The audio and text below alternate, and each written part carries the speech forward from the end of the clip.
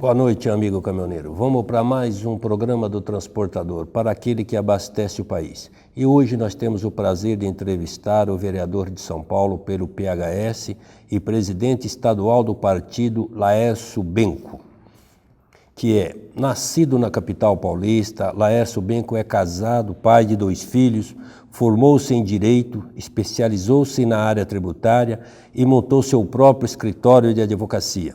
No ano de 2008, fundou a Associação Brasileira dos Contribuintes, uma instituição sem fins lucrativos que atua em defesa da empresa e do cidadão pagadores de impostos, propondo a redução de cargas tributárias, de taxas e de preços públicos. Começou na política filiado do PV, chegando a ocupar cargos diretivos. No mesmo ano ingressou no PHS, que hoje preside no Estado. Foi candidato a governador nas eleições de 2014 e é pré-candidato a prefeito de São Paulo. Obrigado, Benco, por nos conceder essa entrevista e por estar conosco para falar um pouquinho de você, de como vai ser a nossa São Paulo na sua administração. Obrigado, Norival. Boa noite, caminhoneiros. É um prazer estar aqui nesse bate-papo descontraído e que tenho certeza muito produtivo. Bem, que eu queria perguntar, por que você quer ser prefeito de São Paulo? Olha, é um sonho que eu tenho desde a infância. Eu amo a cidade de São Paulo, foi aqui que eu nasci, aqui que eu me criei. E a cidade de São Paulo é uma síntese do Brasil. Aqui você tem o que há de melhor no mundo com a imigração italiana, portuguesa, japonesa, chinesa. Você tem o que há de melhor do Brasil com a migração do gaúcho, do nordestino, do amazonense, do matogrossense, ou seja, tudo que é de bom no mundo e no Brasil acontece em São Paulo. E em São Paulo você tem várias realidades distintas. Então São Paulo é um grande laboratório de experiências do Brasil e do mundo. A pessoa que conseguir vencer o desafio de fazer essa cidade funcionar bem, com qualidade de vida para os seus habitantes, certamente estará preparada para governar um estado, um país e direcionar uma política mundial. Me diga para o nosso público, qual seria uma das 3 prioridades que você teria para São Paulo, para nós chegarmos, como você está falando, que ela consegue ter não só o Brasil dentro dela e talvez o mundo, porque nós temos pessoas de outros países e que está residente dentro de São Paulo e convivendo conosco. Sem dúvida nenhuma, vou falar aqui, o primeiro tema, ele é, já que estamos aqui falando para vocês caminhoneiros, é a questão da mobilidade urbana. Nós temos que discutir a mobilidade urbana na cidade de São Paulo de uma forma séria, sem demagogia. Não adianta você sair pintando asfalto, você sair pintando faixas de ônibus, sem transformar efetivamente, sem um planejamento sério sobre a cidade, sem ouvir o cidadão, sem ouvir os personagens envolvidos em tudo isso. Então, ninguém aguenta mais na cidade de São Paulo, quer seja o cidadão, quer seja aquele que usa o transporte público, quer seja o profissional do táxi, do caminhão, aquele que trabalha no dia a dia na rua, ninguém aguenta mais ficar 3, 4 horas parado no trânsito. Às vezes você vem de Aparecida até São Paulo em 2 horas e você chega aqui na marginal do Tietê e para chegar até a Ponte do Morumbi demora mais o dobro do tempo que você demorou para andar esses 300 quilômetros. Então é uma situação que nós temos que mudar, só que mudar de uma forma séria, de uma forma organizada, investindo em transporte público, tratando a questão do transporte de cargas de uma forma séria e sem demagogia, porque nós não podemos também esquecer que nós somos consumidores, que nós queremos chegar na padaria, chegar no supermercado e queremos ter os nossos produtos. E ainda ninguém inventou o teletransporte. Então nós temos que entender que o transporte de cargas, ele tem que ser tratado não como vilão, ele tem que ser tratado como um ator principal dentro da cidade de São Paulo, como algo que atende às nossas necessidades e ao nosso dia a dia.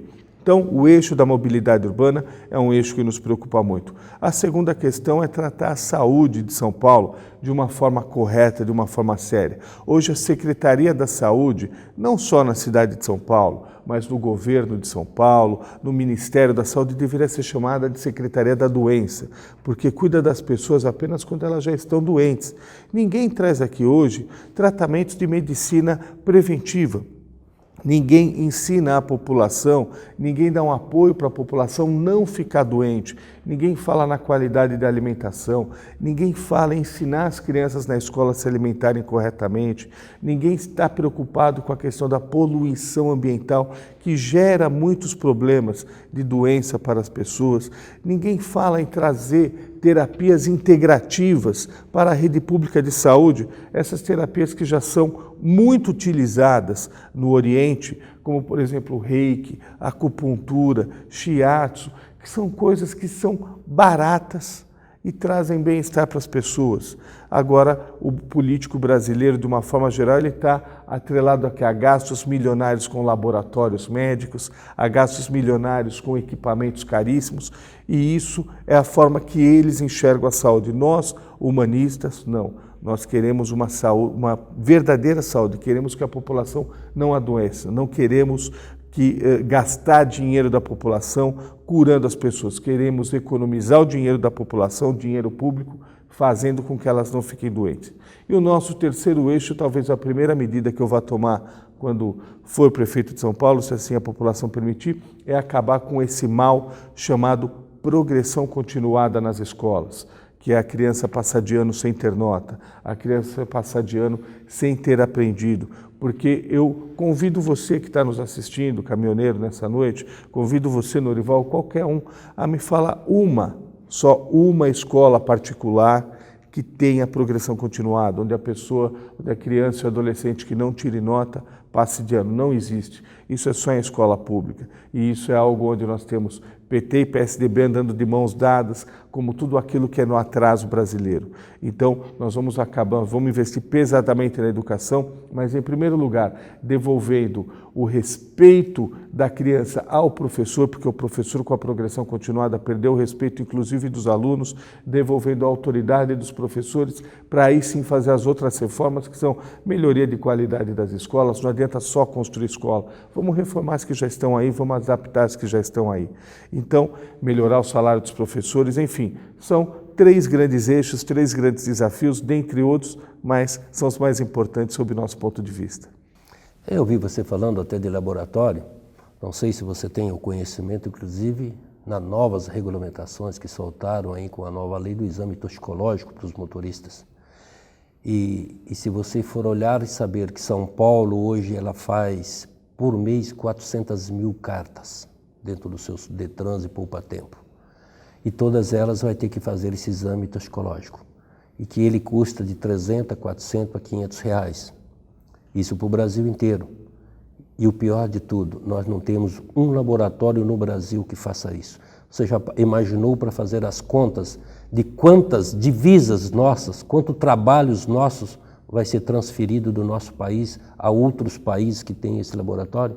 Então é um ato que os nossos governantes têm que nos ajudar e enxergar que se é tanto dinheiro e é tudo para isso, então por que não fazer o laboratório no Brasil e que o dinheiro ficasse aqui? Mas isso é continuidade que talvez ele venha de cima. E eu diria que para poder até chegar dentro dessa parte e fazer essa extensão de administração, como você está colocando e que o município merece, você tem que estar afinado com a Câmara Municipal, você tem que estar afinado com os movimentos sociais, com as entidades, com a população. Como você pretende fazer isso? Eu já venho me preparando há muito tempo. Sou vereador na cidade de São Paulo, então aprendi a conviver com o Legislativo. Como prefeito de São Paulo, saberei lidar com a Câmara Municipal, com os vereadores que serão eleitos nessa própria legislatura. Aprendi o funcionamento interno da Câmara Municipal, fui presidente de 3 comissões parlamentares de inquérito, fui vice-presidente da Comissão de Justiça, fui vice-presidente da Comissão de Finanças, sou vice-presidente da Comissão de Administração Pública, sou presidente da Comissão de Direitos Humanos da Câmara Municipal. Então, participei em todos os cargos possíveis na Câmara Municipal para saber como funciona. Os movimentos sociais, quer eles sejam de qualquer viés, quer eles sejam de qualquer origem, nós temos uma forma de trabalhar, que é o diálogo. Nós gostamos de conversar, de dialogar. E eu, como não tenho um rabo preso vindo de um grande partido por trás que me engesse, como você tem, o petista ele não pode conversar com alguns segmentos, o tucano não pode conversar com outros segmentos, outros partidos só querem conversar coisas que lhe interessam. Nós não, nós viemos da nova política, nós temos um compromisso apenas com o eleitor, com o bem-estar da cidade de São Paulo, apenas um compromisso com aquelas pessoas que querem ver uma cidade de São Paulo melhor. Então, esse diálogo nós poderemos fazer de uma forma clara e transparente, junto ao Legislativo, junto aos movimentos sociais, junto a todos os personagens que, junto conosco, faremos uma cidade melhor. Um momento só, vamos para um comercial.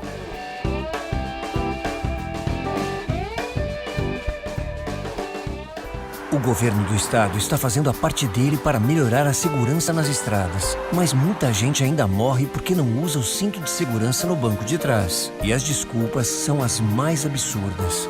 Qualquer coisa o banco da frente protege. O cinto de segurança incomoda, é desconfortável.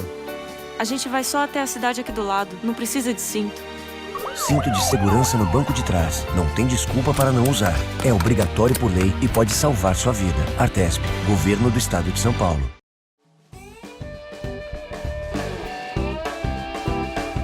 Voltamos com o programa do Transportador, para aquele que abastece o país, e entrevistando Laércio Benco. Por São Paulo e por nós ter um transporte, eu até chamo ele que isso aí ele é quase de segurança nacional, porque ele é necessário, que são os taxistas. E eu estou vendo na administração momentânea, ela com uma polêmica, inclusive lá sobre o Uber, e que vem com esse aplicativo.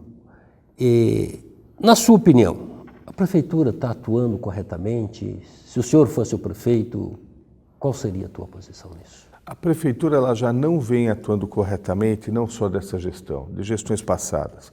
A questão do Uber é uma questão séria, mas ela é apenas a ponta de um iceberg, onde se deixou de discutir muitas outras coisas. Nós temos, por exemplo, 3 tipos de taxistas aqui na cidade de São Paulo. Temos o taxista autônomo, aquele que tem lá o seu alvará, perfeito, uma pessoa trabalhadora. Nós temos o taxista das cooperativas, que é uma forma legal das pessoas se trabalharem também, se desenvolverem.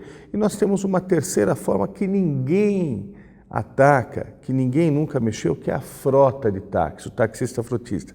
Aquela empresa que sabe lá Deus como, tem lá 500 alvarás de táxi. Agora, por que alguns não têm nenhum alvará? Porque uns têm um alvará e algumas frotas com 500 ou 600 alvarás e que submetem o taxista a começar o dia devendo quase R$200 entre o que ele vai ter que pagar de aluguel do táxi, entre o que ele vai ter que pagar de combustível, sabe lá, ele tem que se alimentar também, sabe lá Deus se ele vai tomar uma multa ou não. Então, essa é uma pessoa que trabalha em condições desumanas e são milhares e milhares de taxistas hoje que trabalham em frotas. Aí vem uma empresa como a Uber, que também chegou em São Paulo de uma forma errada, chegou já querendo se impor ao arrepio da lei, mas aí imagina, tem a Uber com toda a tecnologia dela, disponibilizando carros, disponibilizando isso de um jeito ou de outro e libertando um pouco esse taxista frotista dessa forma, porque hoje nós temos muitas pessoas que trabalham para a Uber que vêm das frotas de táxi. Temos uma outra questão que é o desemprego, que tem ajudado muito a Uber a amealhar uma quantidade muito grande de mão de obra. Agora, podemos ficar na mão da Uber simplesmente? Não, não podemos. Então, essa é uma questão que, infelizmente, como várias na política, as pessoas gostam de discutir apenas sou a favor ou sou contra. E isso é muito pobre. Não se resolve um problema dessa complexidade, como o problema do aplicativo Uber ou o problema dos táxis em São Paulo, apenas falando se você é a favor ou contra. A Câmara Municipal e o prefeito deveriam se debruçar mais. O prefeito soltou um decreto regulamentando o Uber. Esse decreto Não concordo com ele no seu inteiro teor, acredito que ele poderia defender mais ainda os interesses dos taxistas e aqui lamento apenas a covardia, não só da atual gestão, mas das gestões que antecederam em combater o grande câncer que envolve a questão do táxi, que são as frotas de táxis, que são os barões do táxi, os imperadores do táxi, aqueles que sabem lá porque tem 500 ou 600 alvarás e exploram milhares de pessoas num sistema muitas vezes pior que a escravidão. Porque basta você entrar num táxi, pela cara do taxista, se você vê o cara magro, com olheira, cansado, mal-humorado, aquele jeito, dá para você perceber muitas vezes que ele trabalha numa frota, porque é praticamente uma escravidão você já sair de casa devendo R$200. É uma locadora disfarçada. É uma escravagista disfarçada. Mas nós temos, dentro do transporte de cargas, e eu digo pelos autônomos, que na nossa categoria são 86 mil autônomos só no município de São Paulo.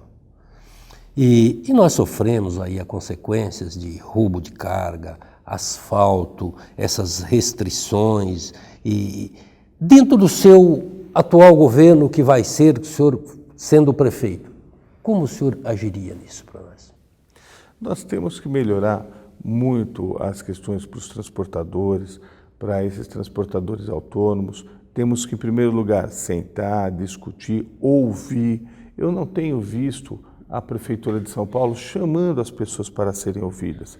No que diz respeito à Secretaria de Transportes, por exemplo, todas as principais discussões são tomadas ali numa canetada do dia para a noite, sem ouvir ninguém. Eu sou sempre convidado a ler o Diário Oficial. Exatamente, e olhe lá, e olhe lá. Então, não se dá para fazer uma política séria numa cidade com mais de 12 milhões de habitantes, numa cidade onde mais de 20 milhões de pessoas passam diariamente, porque nós temos toda a grande São Paulo, onde as pessoas trabalham e realizam suas atividades aqui na cidade de São Paulo, uma cidade que precisa, repito, ser abastecida por você, caminhoneiro, uma cidade que precisa ter mais qualidade de vida, ter mais dignidade. Nós não podemos fazer nada sem ouvir as pessoas. Então nós vamos querer ouvir. Obviamente, tem coisas que não precisam nem serem ouvidas. Temos que trabalhar muito a questão da segurança. A segurança, como que a prefeitura pode fazer? Através da melhora, especialmente da iluminação pública. São Paulo hoje é uma cidade triste e escura à noite. Nós temos o ex-prefeito Gilberto Kassab, ele fez uma coisa muito demagógica e que as pessoas não têm coragem de discutir, que foi a Lei Cidade Limpa, que melhorou um pouco em alguns aspectos, mas São Paulo ficou triste sem as suas propagandas, sem a sua publicidade. Obviamente, nós poderemos adequar essa publicidade ao século XXI e não simplesmente proibi-las. Temos lá milhares de pessoas, milhares não, centenas de milhares de pessoas que vão todo ano para Nova York, ali na 7ª Avenida, para ver o Times Square, que são o quê? Nada mais do que grandes prédios com muita propaganda e que atrai turistas. Então, se nós temos uma propaganda feia em São Paulo, vamos colocar uma propaganda com lâmpadas de LED, uma propaganda bonita, mas vivemos num mundo capitalista, num mundo onde o merchandising é importantíssimo. Então, vamos iluminar São Paulo, na iluminação pública nas ruas, mas trazendo a publicidade de volta, uma publicidade moderna, para as ruas, acabar com essa demagogia da cidade limpa. O recap das ruas em São Paulo, isso é absurdo e urgente. Hoje você anda nas principais avenidas de São Paulo, não estou falando na periferia, você anda numa Luiz Carlos Berrini, você anda numa Faria Lima, ou você anda numa Marginal, parece que você está andando de carroça, parece que você está andando naquelas estradas do século XVIII, do século XIX. O nosso asfalto está velho, empobrecido. Precisamos, junto com a iniciativa privada, estudar formas inteligentes de melhorar as condições do asfalto, de melhorar todas as condições para o dia a dia das pessoas que enfrentam o trânsito. Dentro, como o senhor está colocando sobre tudo isso, não seria possível, dentro das marginais, porque hoje, como nós somos convidados a ler o Diário Oficial, nós temos que ler ele e ficar parado, às vezes, com um bom tempo, às margens da rodovia, a exposição de assalto, de saques, de qualquer coisa, além das multas, por causa das restrições. Não seria, no seu pensamento, um meio que nós criássemos dentro na Marginal, na Expressa, nem que fosse uma única pista, ou pista de rolamento para que essas pessoas, mesmo que andasse devagar, mas não tivesse a necessidade de ficar parado às margens da rodovia? Eu digo mais, não é somente liberar uma faixa. Nós temos que entender que não é, aí voltando, não vamos fazer demagogia, não é o transporte de carga que gera trânsito em São Paulo. Não é o transporte de carga culpado pelo trânsito em São Paulo. Em primeiro lugar, nós teríamos que ter uma coragem dos nossos governantes, e aí em nível estadual, de juntar as cidades e fazer uma regulamentação uniforme, porque as leis de restrição de tráfego em São Paulo não são necessariamente as mesmas de Barueri, as mesmas de Guarulhos, as mesmas de Osasco. Nós temos legislações diferentes que deixam as pessoas, às vezes, malucas. E essa questão do caminhoneiro, do transportador chegar, vir de muito longe e ter que ficar parado à mercê de assaltantes, ou com o seu tempo, não tem nada mais valioso na nossa vida do que o nosso tempo. O nosso tempo é tudo na nossa vida. O bem mais precioso que Deus nos deu foi o tempo. E aí essas pessoas ficarem paradas. Então não é só questão de uma faixa, defendemos sim um estudo para que a gente possa voltar a viabilizar o transporte normal durante 24 horas do transporte de cargas. Porque, repito, é gostoso ver um monte de caminhão na sua frente para quem está andando de carro? Não, mas eu quando ando de carro também penso que eu vou parar no supermercado e quero ter lá os produtos dentro dele. E esses produtos têm que chegar de alguma forma. A minha empresa ela precisa ser abastecida com material de escritório, esse produto precisa chegar lá de alguma forma. Se os meus filhos precisam ser atendidos em um hospital, o hospital precisou ser abastecido de alguma forma, quer sejam desde as suas toalhas até os seus medicamentos, até os equipamentos de última geração. Tudo precisa chegar. O transporte é algo que é prioritário no mundo de hoje, principalmente para que a economia que é pujante, para a nossa economia que precisa voltar a ser pujante, precisa voltar a ser forte, nós precisamos ter agilidade no transporte, não restringir o transporte e eleger o transporte como culpado. O transporte não é culpado. Espera um pouco, responde depois do comercial.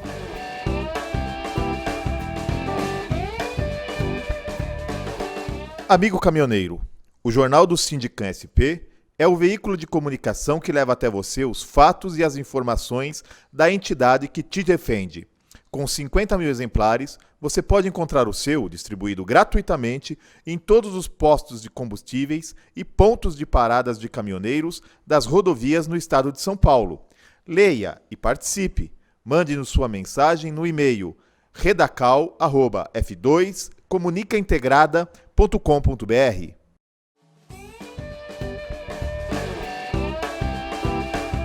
Voltamos com o programa do transportador, para aquele que abastece o país, e entrevistando Laércio Benco. Pegando nessa agilidade e nessa necessidade, nós temos que, inclusive, pensar no pequeno. E, recentemente, o governo, ele fez uma redução para as cooperativas de cultura, de 5 para 2, algo nesse sentido. E nós temos N cooperativas nas prestações de serviço dentro do município de São Paulo e nas nossas cidades adjacentes a ela.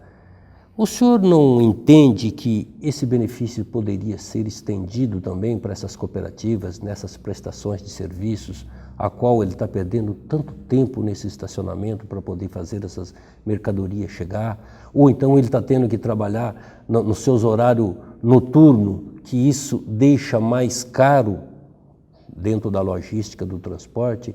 Uma isenção dessa para as cooperativas, você não acha que seria um dos caminhos? Sem dúvida nenhuma. Todo incentivo fiscal ele deve ser realizado e deve ser feito buscando incentivar a participação daqueles micro e pequenos empresários. E o transportador autônomo, ele nada mais é, se você analisar profundamente, do que um microempresário. Ele tem lá a sua empresa, que é o seu trabalho, que é o seu caminhão, que é o seu conhecimento, e ele precisa trabalhar. E nós precisamos incentivá-lo, porque quanto menor a empresa, maior proporcionalmente o tamanho de empregos que ela gera, a economia que ela gira. Esse transportador, nós não estamos só falando na sobrevivência dele e da família dele. Estamos falando de toda uma linha de profissionais que vem por trás deles, desde o borracheiro até o mecânico, até o dono do restaurante que fornece alimento para ele, toda essa economia, quanto mais dinheiro sobrar na mão do transportador, mais dinheiro vai girar na nossa economia. Então o governo tem que parar com esse negócio de querer ficar com muito dinheiro e permitir que o dinheiro circule livremente pela economia. E essa circulação livre se dá através do incentivo, como você muito bem disse, Norival, dos pequenos empreendedores.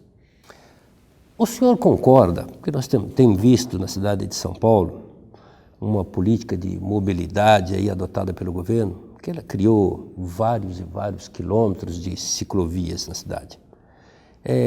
Inclusive em lugares já comprovadamente que não há necessidade de utilização daquilo ali, não tem utilização, e outros que ela está vetando o próprio trabalhador, já há anos que investiu na sua empresa e que hoje ele não tem opções nenhuma.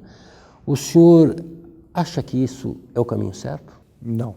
Em primeiro lugar, São Paulo, nós temos que entender a vocação de cada cidade. São Paulo, houve uma experiência boa, acabei de criticar aqui o Kassab, mas vamos fazer um elogio também a ele. Ele fez uma experiência muito interessante, foi a ciclofaixa, que é aquela que funciona aos domingos e feriados. Essa foi um sucesso, onde a Companhia de Engenharia de Tráfego separa alguns lugares para o pai de família, para as crianças, para todos aqueles que querem passear com as suas bicicletas, irem e virem com segurança boa parte do território da cidade de São Paulo. E isso, nós vemos essas ciclofaixas lotadas. Então, mesmo para aquele que não é adepto do ciclismo, para aquele que não gosta muito disso, para aquele que pega um pouquinho de trânsito aos domingos e feriados, muitas vezes por conta dessas ciclofaixas, mas é uma coisa que deve ser respeitada porque muita gente usa. Agora, isso que o prefeito Haddad fez é desrespeitar, em primeiro lugar, a característica geográfica de São Paulo. São Paulo não é Rio de Janeiro, São Paulo não é Santos, São Paulo não é uma cidade litorânea e não é uma cidade horizontal. São Paulo é uma cidade com seu território, com seus terrenos absolutamente irregulares. Então, se você não é um atleta, e não é o caso de atletas que nós temos que verificar no transporte de dia a dia, se você não é atleta, você não consegue se deslocar de Guaianazes até o Tatuapé de bicicleta. Ou pior ainda, você não consegue vir do Campo Limpo até Pinheiros com a sua bicicleta. Não só por condições geográficas, como por condições de segurança também, como por uma outra série de condições. E também é inadmissível você que paga o seu imposto, o seu IPTU, ter de repente na porta do seu estabelecimento ou da sua casa uma ciclofaixa pintada do dia para a noite, uma ciclovia pintada do dia para a noite. Isso não é admissível. Aliás, daria uma bela discussão jurídica se essa pessoa não tem direito a uma diminuição no IPTU, porque ela teve lá uma restrição no seu dia a dia, ela teve uma restrição no seu direito de propriedade. Então nós temos que não ter demagogia. O grande mal do político brasileiro, eu repito, é a demagogia. Você simplesmente pintar São Paulo inteira. Eu tenho lá o gabinete, que eu frequento muito, da nossa deputada estadual, Clélia Gomes, do nosso partido. Ela fica ali na Assembleia Legislativa, em frente ao quartel do Exército, naquela avenida que tem de um lado a Assembleia e do outro lado o quartel, tem ali uma ciclofaixa. Nós pusemos uma câmera ali e verificamos que em 48 horas passaram 3 bicicletas. Então você tolher, ocupar um espaço, proibir as pessoas de circularem naquele espaço por causa de 3 bicicletas, é uma coisa complicada. Então, é por isso que às vezes até eu provoco na pergunta, porque como nós vínhamos falando, além de nós estarmos com uma São Paulo nas escura, nós estamos com uma São Paulo parada. E dentro desse parado ele colocou, o atual prefeito, ele colocou a velocidade, inclusive nas marginais, e que tem algumas ruas até a 30 por hora. Que eu sempre uso dizer que certas avenidas nossas aí, se nós conseguirmos, nós vamos ter que empurrar o carro, porque não vai poder andar. O que o senhor me diria? O senhor acha que isso é uma coisa correta, essa diminuições dessas velocidades nas marginais e nessas ruas, como eles colocaram?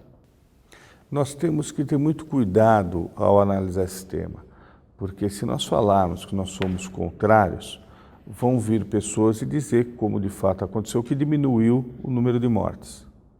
Mas, repito, a política ela tem que ser muito mais profunda do que simplesmente ser a favor ou contra. São Paulo, hoje você tem toda uma série de radares eletrônicos que muita gente nós sabemos a indústria das multas muito bem como funciona. Nós temos que saber adaptar em determinados horários os limites de velocidade. Temos que saber, por exemplo, eu não teria nada contra uma velocidade menor e mais baixa numa marginal no período da madrugada, onde as pessoas muitas vezes abusam dessa velocidade.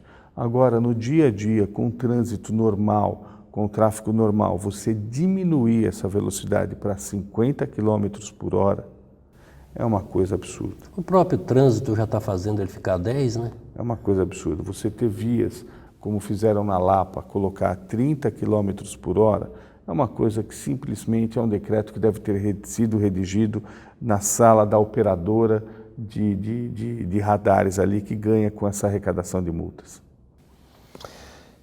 Laércio Benco, acho que você teria assunto e nós teríamos a necessidade de ouvi-lo talvez por horas, até para poder conhecer mais o seu projeto e aquilo que São Paulo merece e que São Paulo necessita. Mas infelizmente nosso programa está chegando ao final e eu queria te liberar as câmeras para que você fizesse as suas considerações, para que, se eleito for, pelo menos dizer, olha, eu prometi, eu vou cumprir e realmente realizar um bom governo para todos nós de São Paulo. Por favor. Quero agradecer a você, Norival, pelo convite. Quero agradecer a você, caminhoneiro, pela paciência, por ter nos acompanhado até aqui, lhe desejar uma ótima noite e desejar que, se você estiver na rua, volte para casa com todas as bênçãos, bem protegido por Nossa Senhora Aparecida. E quero lhe pedir essa oportunidade que reflita. Vamos imaginar que a política ela não é só preto ou branco, não é só vermelho ou azul, que nós temos que buscar novas formas de fazer política. E nós estamos aqui exatamente isso, sem rabo preso, sem amarrações com aqueles que estão no poder já há mais de 30 anos no estado de São Paulo, aqueles que estão no poder há mais de 16 anos no governo federal. Nós queremos mostrar que há sim chance de fazer uma política diferente. E eu, como disse, sou nascido na cidade de São Paulo, adoro a cidade de São Paulo e quero fazer daqui uma cidade melhor, para que todos nós possamos, cada um com as suas diferenças, juntar e mostrar que através da soma dessas diferenças podemos fazer uma das cidades mais gostosas para se viver no mundo, com prazer, propiciando prazer, bem-estar a todos nós. E a você, a nossa ouvinte. Acompanhe conosco essa entrevista com Laércio Benco, que com certeza você vai aprender um pouquinho mais e vai passar a gostar um pouquinho mais da nossa São Paulo. Nosso boa noite, Benco. Boa noite, Norival. Boa noite, amigo caminhoneiro.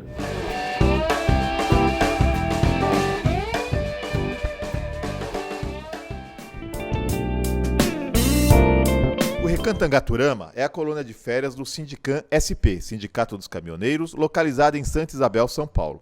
Com 27 alqueires de muito verde, o amigo caminhoneiro encontrará mais de 30 opções de lazer e divertimento. Um espaço ideal para um agradável fim de semana com a família. No Recantangaturama, você encontrará confortáveis acomodações e amplo restaurante. Entre as opções de lazer, destaque para as piscinas adulto e infantil, lago para pesca esportiva e passeio em pedalinho, campo de futebol gramado, pista para caminhada e um seguro playground para crianças de até 10 anos. No local, há ainda viveiros de pássaros, toca de coelhos e uma ampla área verde de mata nativa. O centro de convenções e o salão de shows acomodam confortavelmente cerca de 250 pessoas, ideal para convenções de empresas, eventos sociais e religiosos e festa de confraternização. Mais informações www.angaturama.com.br ou ligue 11 4656 2807.